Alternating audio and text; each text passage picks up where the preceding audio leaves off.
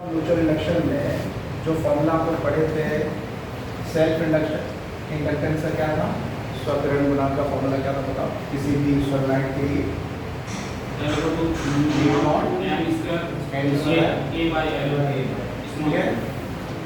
Length of the solid, area of solid, number of turn, है ना।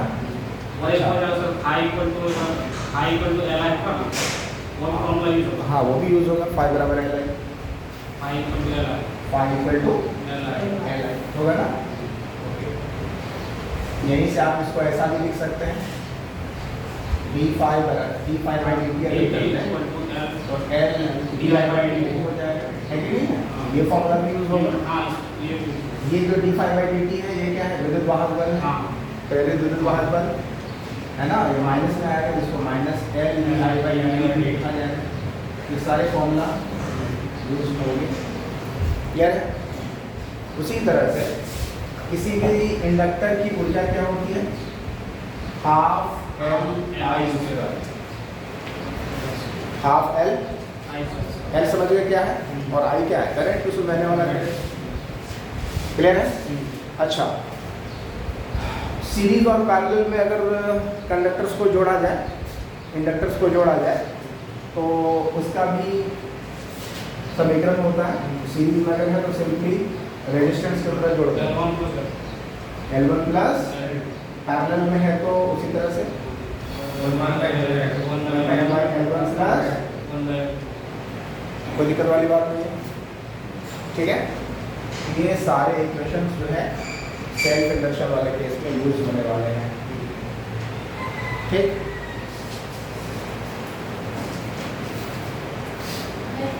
आइए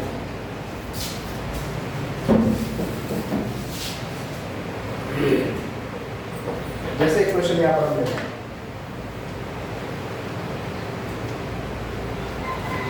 long solenoid has 1000 turns.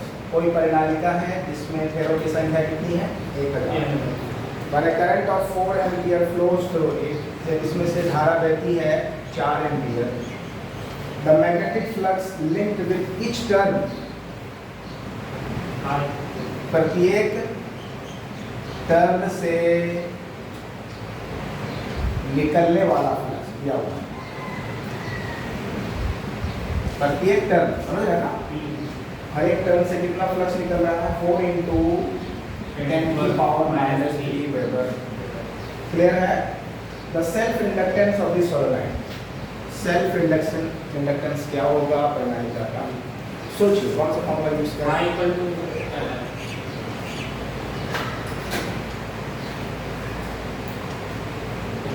N turn के लिए हो जाएगा।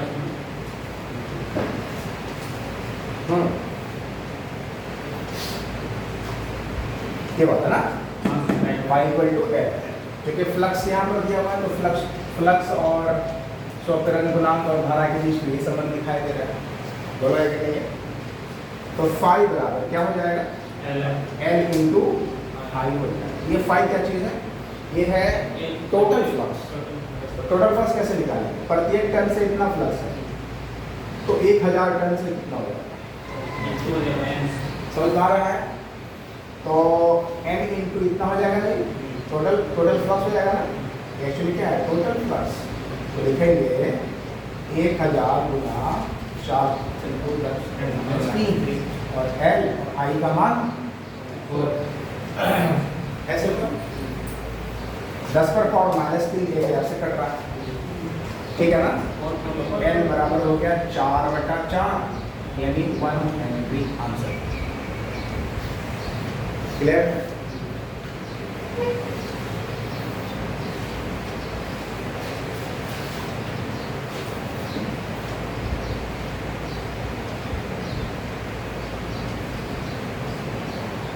बना दीजिए, इसको उतार चुके हैं, ये वाला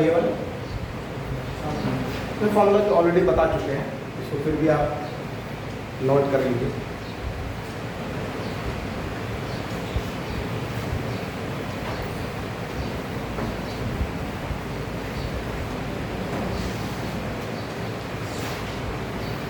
ठीक है, सेकंड क्वेश्चन पे आते हैं। A coil of resistance 20 ओम, प्रतिरोध दिया हुआ 20 ओम। किसी कॉइल का प्रतिरोध कितना है? 20 ओम। कॉइल है मान लो। अच्छा, और इसका इंडक्टेंस दिया हुआ 5 Henry. So everyone has been connected to a 200 volt battery. Battery V बराबर 200 वोल्ट बैटरी से लगा हुआ। क्लियर है ना? मतलब इस तरह से ये कोई इंडक्टर है और इसको जोड़ दिया गया है एक बैटरी से, इस तरह से कनेक्ट कर दिया गया 200 वोल्ट की बैटरी से। इंडक्टर का इंडक्टेंस भी दिया हुआ है, पर इसका प्रतिरोध भी कुछ है। The maximum energy stored in the coil। Energy क्या होगी? कॉइल की ऊर्जा क्या होगी? 1/2 Li स्क्वायर। हाँ, फॉर्मूला है 1/2 Li स्क्वायर। तो I तो I है, को चेंज कर देंगे, D बाय R में। I निकाल लो। I निकल सकता है सर्किट का, यहाँ प्रतिरोध दिया हुआ है तुम्हारे पास, वोल्टेज दिया हुआ है, I निकल जाएगा ना। I बराबर V/R। तो V की वैल्यू है 200 बटे कितना? 20, यानी 10 एम्पियर करंट आ रहा है इसमें। क्लियर है? अब एनर्जी निकालो। E बराबर 1/2 Li स्क्वायर। 1/2 L का मान दिया हुआ है 5 हेनरी और I स्क्वायर 10 गुना कितना हो गया? 2 पंजे 10, 25, 250 क्या? 250। क्लियर है?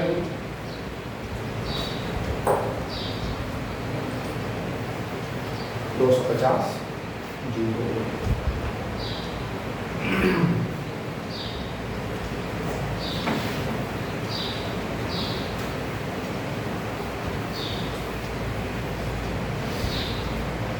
खुद से सॉल्व करिए।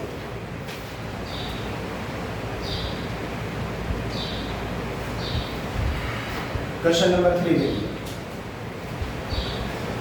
Inductance of coil 60 micro Henry. L बराबर दिया हुआ है 60 माइक्रो हेनरी। किसी कॉइल का इंडक्टेंस दिया हुआ है। Current in this coil increases from,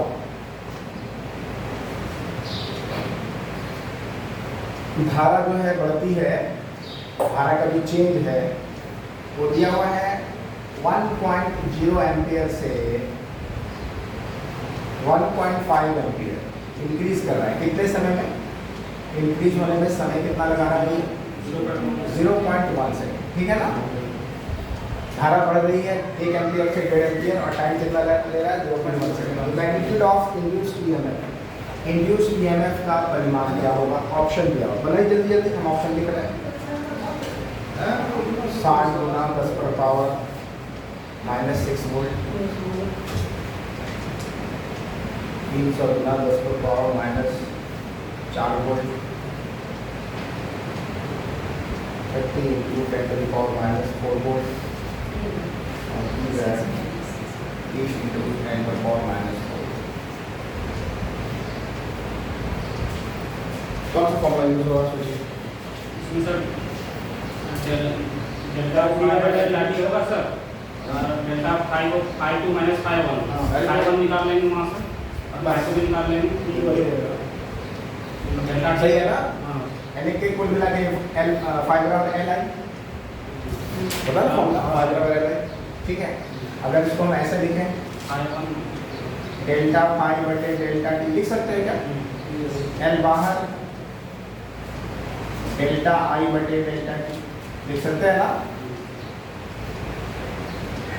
या d5/dt देखो, d5/dt I di/dt। क्लियर है? अब ये क्या हो जाता है? ये बाहर बल, प्रेरित विद्युत बाहर बंद होता है ना? सॉल्व करिए।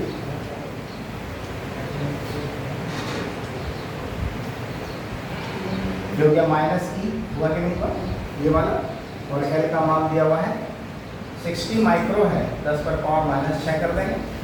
डेल्टा I बटे डेल्टा मतलब चेंज इन करंट है ना, ये चेंज इन करंट कितना? इतना से इतना हो रहा है, तो लिखें 1.5 - 1.0 डिवाइड बाय टाइम इंटरवल कितना? 0.1 ही रहेगा ना, समय अंतराल ही दिया हुआ है। क्लियर है? समझ पा रहे हैं? तो कितना आ गया ई का मान, मैग्नीट्यूड में निकालेंगे तो माइनस में लिखना है। यहाँ पे कितना हो गया देखो 60 गुना 10 पर पावर -6, यहाँ पे कितना हो गया 0.5, 0.5 बटे 0.1,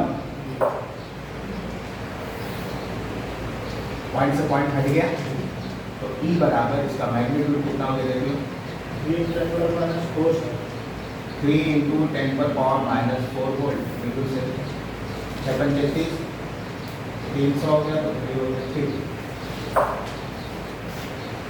3 इंटू 10 पर पावर -4 ऑप्शन। सर हम बनाए वैसे I1 निकाले हैं, हाँ I1 और I2 निकाले हैं, और इसको E बराबर डेल्टा फाई की जगह I2 माइनस I1 थी। हाँ हाँ, उसके बाद मतलब I1 से वहाँ से निकालिए LI1, मतलब I1 मैंने 1 एम्पियर। अच्छा हाँ उस तरह के निकाले। हाँ ठीक है, लेकिन ऐसे करो डायरेक्ट फॉर्म का समझ में है ना, कोई दिक्कत नहीं। इसमें सर 5 माइनस पावर नहीं करना पड़ेगा। हाँ हाँ 5 माइनस 5 वाला नहीं करो, ठीक है 5 माइनस 5 और ये हो गया I2 माइनस 5 नहीं हुआ, और ये हो T2 माइनस T1 और ये T2 माइनस T2, ठीक है। नेक्स्ट क्वेश्चन, क्वेश्चन नंबर 4 देखिए। सर्किट दिया हुआ है, 3 इंडक्टर लगा हुआ है, तीनों का स्वप्रेरकत्व का मान 3 हेनरी दिया हुआ है, और इस तरह से कनेक्ट किया सर्किट में,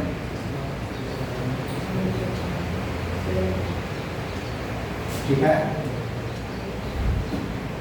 पॉइंट ए और ये है पॉइंट बी। इस तरह का सवाल उन लोगों प्रतिरोध में बना चुके हैं क्या? पैरेलल में आ हाँ, और तीनों का सेल्फ इंडक्टेंस दिया हुआ है, एल का मान 3 है, ठीक है। कह रहा है कि the equivalent inductance of the circuit A और बी के बीच तुल्य जो है सेल्फ इंडक्टेंस क्या होगा, 1 हेनरी होगा, बी ऑप्शन 2 हेनरी होगा, सी ऑप्शन 3 हेनरी होगा, डी है 9 हेनरी।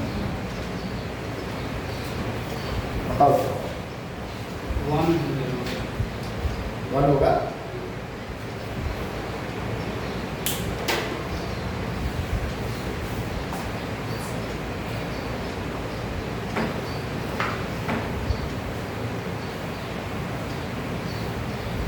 तीनों किस तरह से आपस में जुड़े हुए हैं, सीरीज है, पैरेलल है, क्या है? पैरेलल है ना। कैसे पैरेलल है भाई, सब लोग देख लो। यहाँ का पोटेंशियल ए है, यहाँ का पोटेंशियल भी ए होगा, होगा कि नहीं होगा?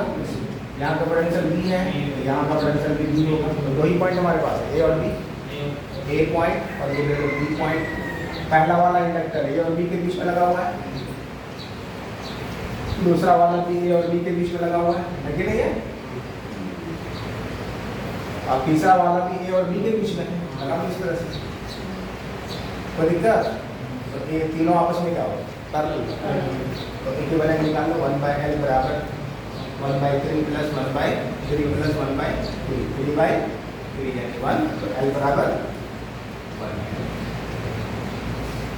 क्लियर है? ऑप्शन।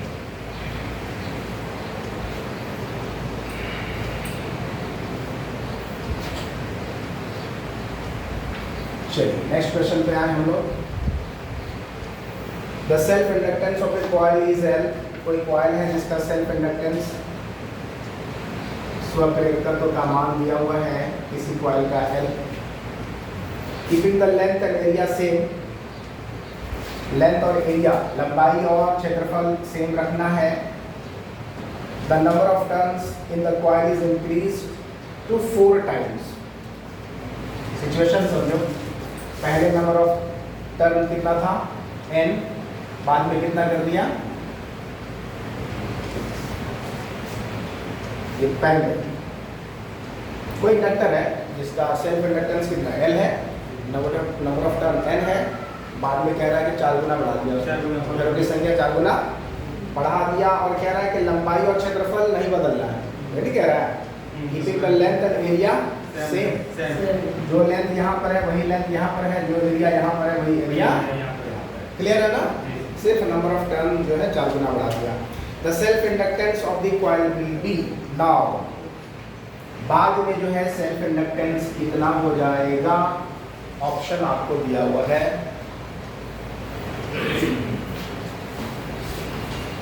क्वेश्चन क्लियर हुआ? ऑप्शन में है option A L/4, option B L, option C 4L and option D is 16 है। चलो बना लो।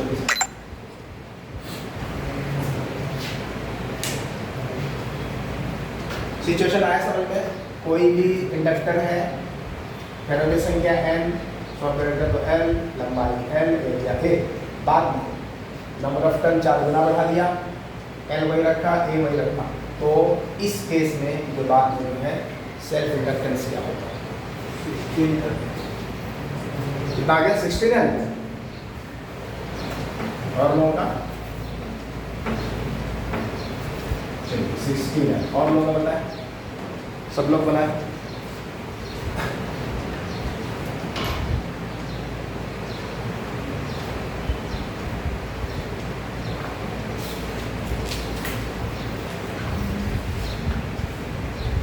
क्या है फॉर्मूला हमारे पास? L बराबर mu not n square A by n। ठीक है। और बाद में क्या हो जाएगा? Ls बराबर म्यू नॉट वही रहा, n की जगह देखो ना 4 है, उसका होल स्क्वायर नहीं होगा, A वही है, L वही है, नहीं है, बताओ होगा? बस अब डिवाइड कर L बाई Ls या Ls बाई L जो करना करो। तो क्या हो जाएगा? देखो ये ऊपर के नीचे, तो 16 n स्क्वायर बटे n स्क्वायर, बाकी सब तो कट गया। तो कितना हो गया? 16। तो Ls बराबर क्या हो गया? 16। आया समझ में?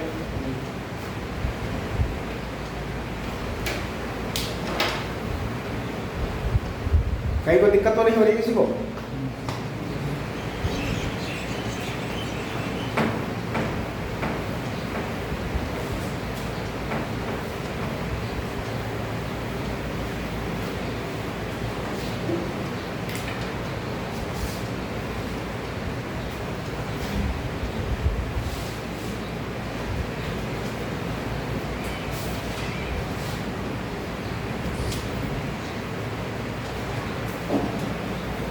देखिए क्वेश्चन है यहाँ पर, क्वेश्चन नंबर 6 हो जाए, 5वां हुआ था वो। चलो देखिए सर्किट में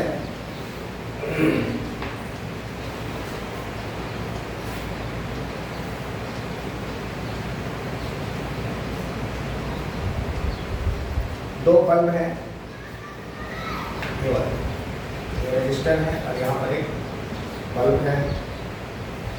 यहाँ इस तरह से इंडक्टर है और इंडक्टर के साथ एक बल्ब है।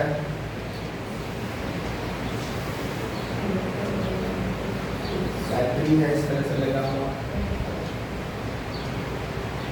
यहाँ पे एक स्विच है ऐसे करके। ठीक है, ये है बल्ब B1 और ये है बल्ब B2। ये प्रतिरोध R इंडक्टर है। ठीक है, क्वेश्चन को अच्छे से एनालाइज करें और सोचें। क्वेश्चन क्या कह रहा है? The adjoining figure shows two bulbs B1 B2, resistor R and inductor L where the switch S is turned off. इस तरह से दिया हुआ प्रतिरोध है, इंडक्टर है, दो बल्ब है और कोई स्विच है जिसको क्या किया गया है? स्विच ऑफ किया गया। ठीक है ना? स्विच ऑफ कर दिया तो स्विच ऑफ करंट जो है वो क्या हो जाएगा? खत्म हो जाएगा ना सर्किट से। हाँ, तो उस सिचुएशन में 4 ऑप्शन दिया हुआ है। ऑप्शन ए है bulb both B1 and B2 die out promptly। Bulb B1 तथा B2 दोनों प्रॉम्प्टली मतलब तुरंत बुझ जाते हैं। समझ में आ रहा है? बुझना मतलब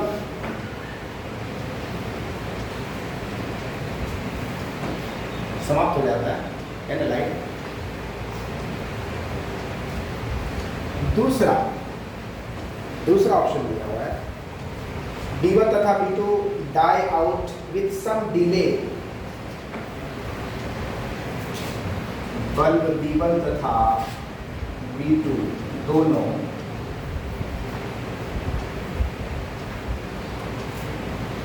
कुछ देर बाद बुझते हैं।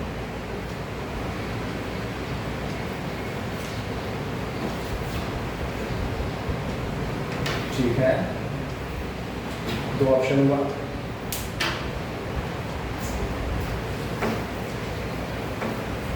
कॉन्सेप्चुअल क्वेश्चन है, इसको अच्छे से सोचिए। तीसरा ऑप्शन कह रहा है B1 dies out promptly but B2 with some delay। B1 तुरंत बुझ जाता है परंतु B2 थोड़ी देर बाद,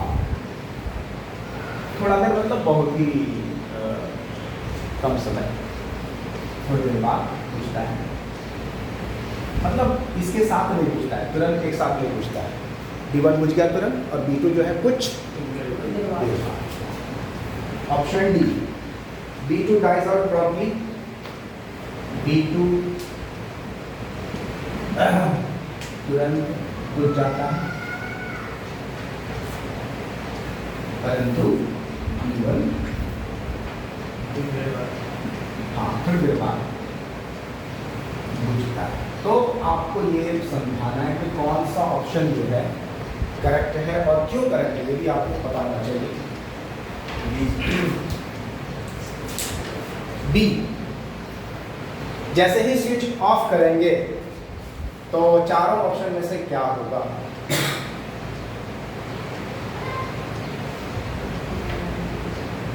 जाहिर सी बात है, मैं स्विच ऑफ करेंगे तो दोनों बल्ब बुझ जाना चाहिए ना। करंट खत्म तो बल्ब क्या बुझना चाहिए। तो ऑप्शन वन ये सही हो जाएगा, तुरंत बुझ गया। आप क्या करते हैं, यहाँ पर कमरे में बल्ब जला हुआ है, ऑफ करते हैं तो ऑफ हो जाता है, बल्ब बुझ जाता है ना। यहाँ पर ये सवाल का क्या मतलब है?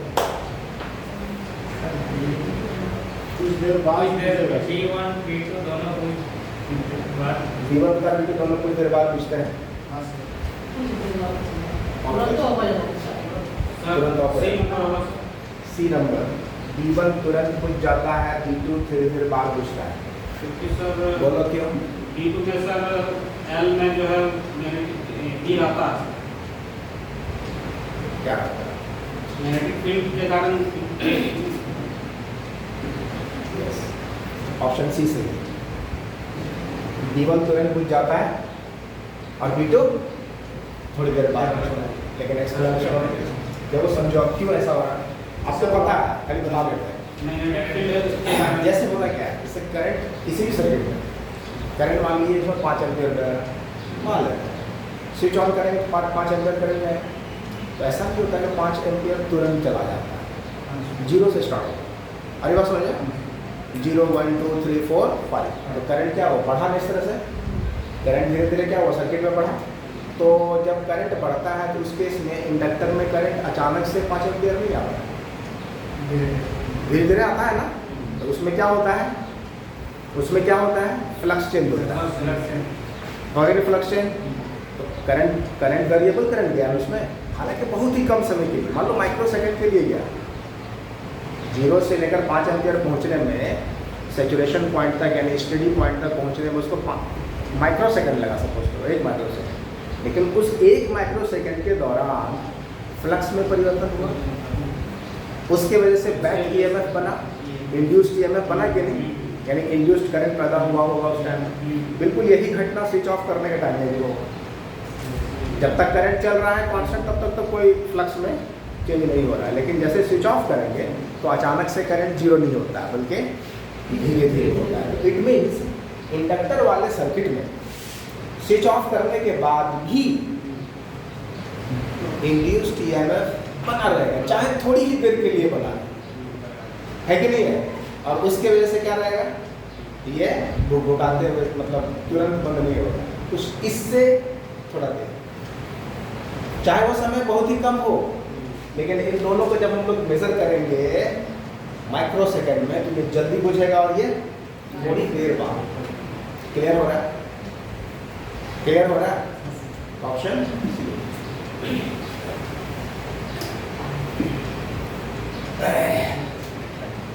क्योंकि इसमें बैक ईएमएफ बना रहेगा उस टाइम में स्विच ऑफ करने के बाद। स्विच ऑन में भी ये केस रहता है और स्विच ऑफ में भी।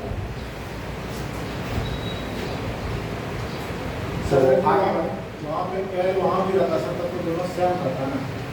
हाँ तब फिर रहता तो दोनों अब कुछ देर बाद सही।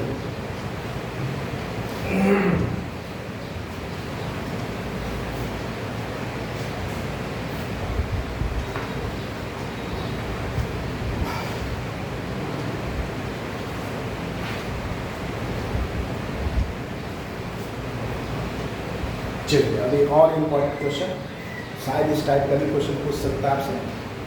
क्वेश्चन नंबर 7, ये वाला भी हम लोग सॉल्व कर चुके हैं जब हम लोग पढ़े थे किरचॉफ्स लॉ, उसी तरह का है। मतलब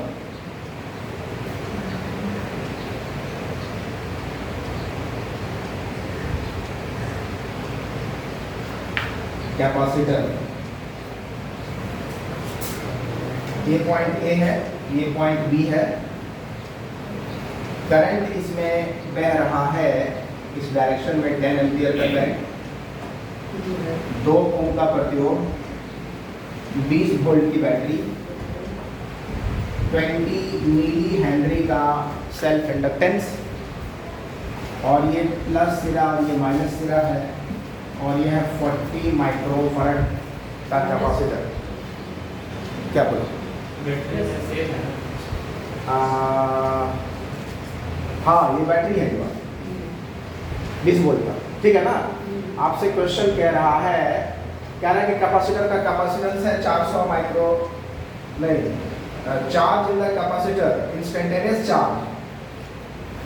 चार्ज कैपेसिटर पर कितना है, 400 माइक्रो कूलम का चार्ज है, and current through the circuit is decreasing at the rate of 10 to the power 3 ampere per second। Current का चेंज होना, rate of decay of current, है ना। समझ में आ रहा है क्या दिया हुआ है, रेट ऑफ चेंज ऑफ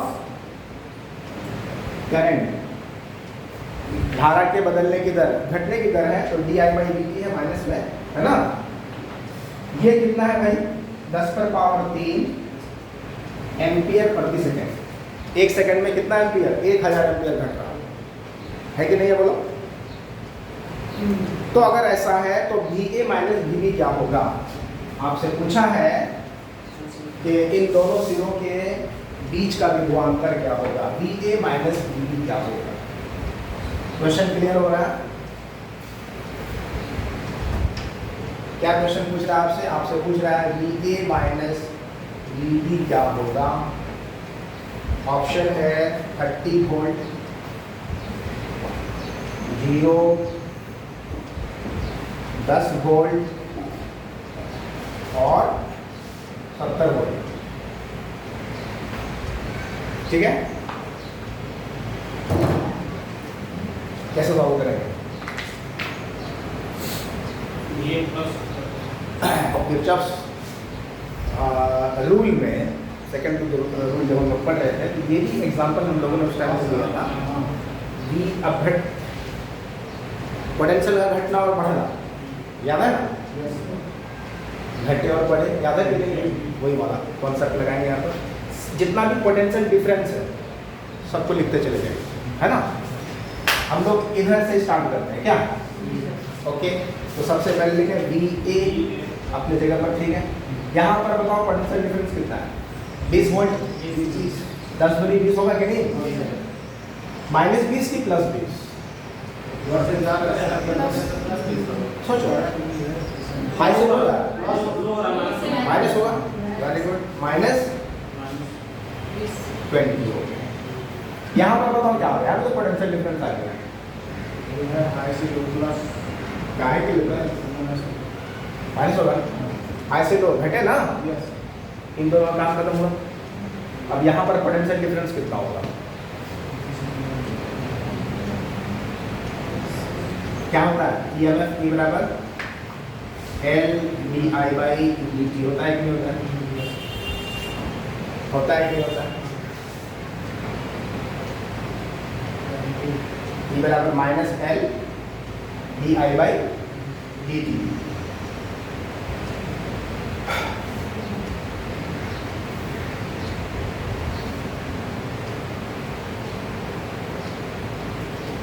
तो ये हो जाएगा हमारा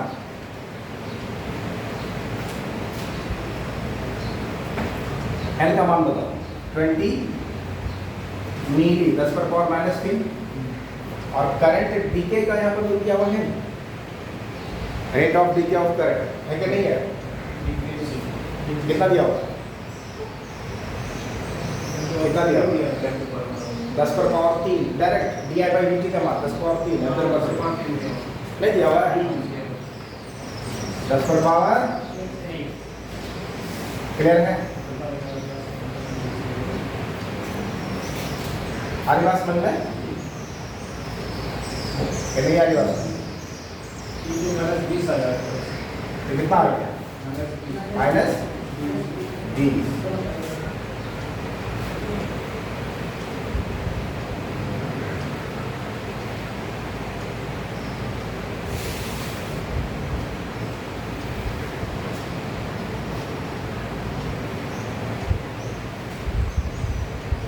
ये माइनस रेट ऑफ डीके है ना ये minus D I by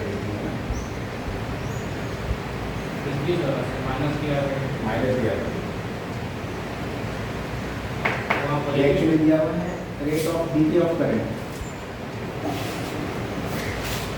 minus D I by D plus यहाँ प्लस कर दें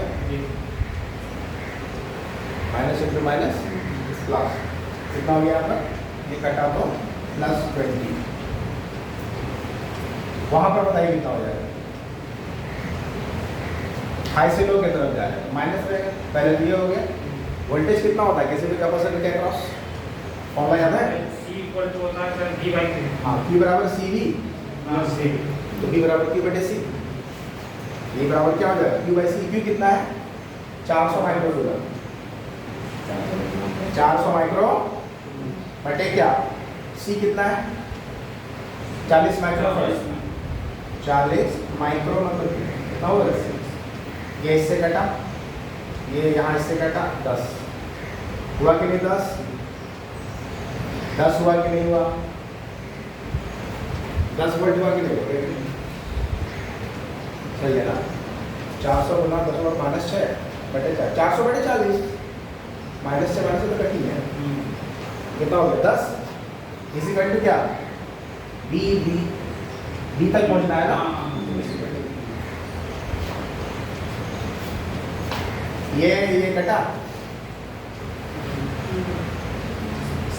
20 और 10 कितना हो गया माइनस 30 तो V A minus V B बराबर प्लस 30 हो सकता है कि नहीं हो सकता है कि नहीं V A minus V B option A आ रहा है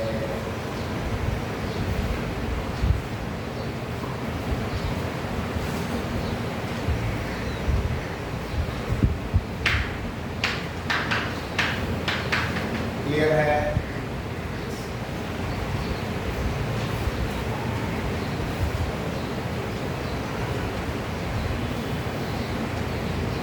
कौन सा न्यू वाला पूछ रहा था हाँ सर चलो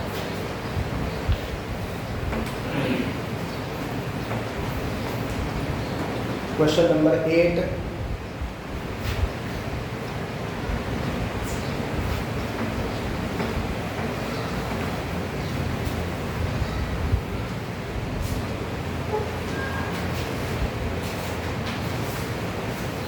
एप्सिलॉन बराबर epsilon not into epsilon R, पढ़ा है पहले हाँ इलेक्ट्रोस्टैटिक में? हाँ पढ़ा। बिल्कुल उसी तरह से यहाँ पे भी V बराबर mu not into mu R होना चाहिए कि नहीं? कोई दिक्कत परमेबिलिटी के केस में? चलो तो अब आ जाओ, calculate the self inductance of A solenoid. Solenoid का सेल्फ इंडक्टेंस निकालो जिसमें 1000 टर्म है, लेंथ 1 मीटर है, L बराबर 1 metre, cross sectional area 7 centimetre, A बराबर 7 सेंटीमीटर, मतलब 7 इंटू 10 पर पावर -4 मीटर स्क्वायर। गुड। और दिया हुआ है म्यू आर, रिलेटिव परमिबिलिटी, इसको बोलते हैं रिलेटिव परमिबिलिटी, सापेक्षिक परमिबिलिटी।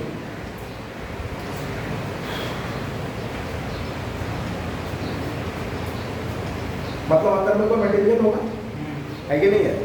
चलो ठीक, फॉर्मूला बताओ। एम इक्वल टू म्यू हो जाएगा इस बार, म्यू म्यू नॉट नहीं होगा, म्यू होगा कोई मटेरियल अंदर में, कोई माध्यम हो, म्यू इंटू एन स्क्वायर ए बटा एल। ओके, म्यू की जगह रख सकते हैं अब हम लोग mu not into mu R, mu not into mu are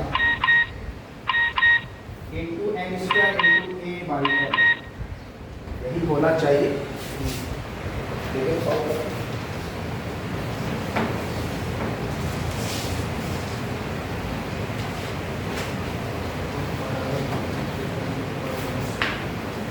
solve करिए। ऑप्शन दिया हुआ है 888H हेनरी, 0.88 हेनरी, 0.088 हेनरी, और ऑप्शन डी है 88.8 हेनरी। 888 आएगा ही, बाकी अब चेक करिए क्या हो सकता है। मिनट का मान रखते हैं 4 पाई इंटू 10⁻⁻⁷, म्यू आर 1000 है, एन स्क्वायर 10⁻6 हो जाएगा, हो जाएगा 3 उस पर पावर स्क्वायर। एरिया कितना है? 7 इंटू 10⁻⁻⁴, एन कितना दिया हुआ है? 1 मीटर। इसको लिखें 22/7, 4 पाई को 22/, सही है। एक 7 उड़ जाएगा यहाँ से, 7 से 7 कटा, 4 दूनी 8, 4 दूनी 8, हासिल हो गया। आंसर के करीब जा रहे हैं तो, है कि नहीं? 88। अब क्या सिर्फ डेसिमल बचा हुआ है, -7 + 3 + 6 -2, और क्या होगा? 7 4 11, 6 3 9, -2, 0.8 होगा। सही है। यहाँ पे कितना हो जाएगा? 10⁻⁻² होगा, देखो 7 4 11 -11, अब प्लस -2, तो हो गया 0.88। ऑप्शन बन सकता है इस तरह का, उसके नीचे होगा सर, उसके नीचे वाला। ओके, चलो इसको भी सॉल्व करें। क्वेश्चन नंबर 9 पे आ जाओ। बाकी भी क्वेश्चन छूटा हुआ है, बाकी सब आपको सॉल्व कर दिया पहले से, ठीक है ना? फिर नहीं बनेगा तब देखा जाए। Question number 9, the current flowing in the inductor of inductance 2 henry, self inductance कितना देगा? 2 हेनरी, और इसमें जो करंट बह रहा है उस समीकरण के हिसाब से बह रहा है, I बराबर 2 sin 40t प्लस π/3 है ना, 40t प्लस π/3।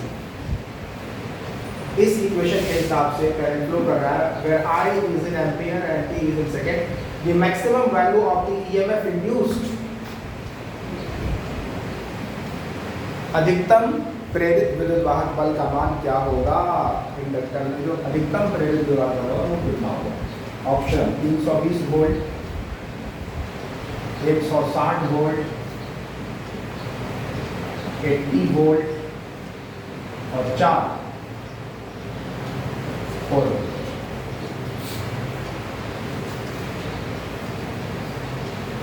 कैसे करें? कौन सा फॉर्मूला लगेगा भाई? I equal to L होगा। ठीक है, वही तो फाइव बराबर है लाइन, है ना? करते हैं इसको D five by D T, D five by D T L हो जाएगा D I by D T, ठीक है? ये D five by D T हो गया minus E L D I by D T. देखो करंट का इक्वेशन दिया हुआ है, आई का मान पुट करो, 2 sin 40t प्लस 5/2। क्लियर है? सही है ना?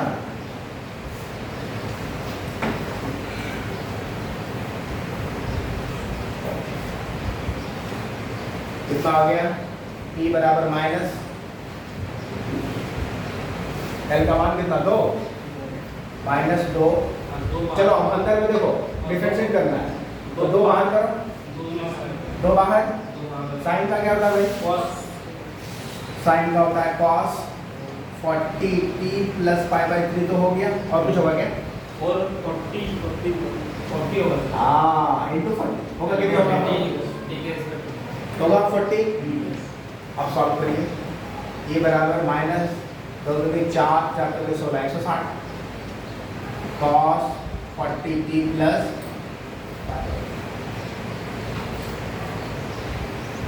होगा। अब इसका मैक्सिमम मान क्या हो सकता है इक्वेशन के हिसाब से? cos थीटा का मैक्सिमम मान कितना होगा? +1। अरे भाई cos थीटा का मैक्सिमम मान कितना हो सकता है? +1 हो सकता है ये। तो जब इसका मान +1 रखेंगे तो ई मैक्स कितना हो जाएगा? 160 वोल्ट। बोलो कि होगा, होगा कि नहीं होगा? क्लियर है? अधिकतम मान कितना हो सकता है? 160, इससे ज़्यादा नहीं होगा। तो ये होना चाहिए ऑप्शन बी।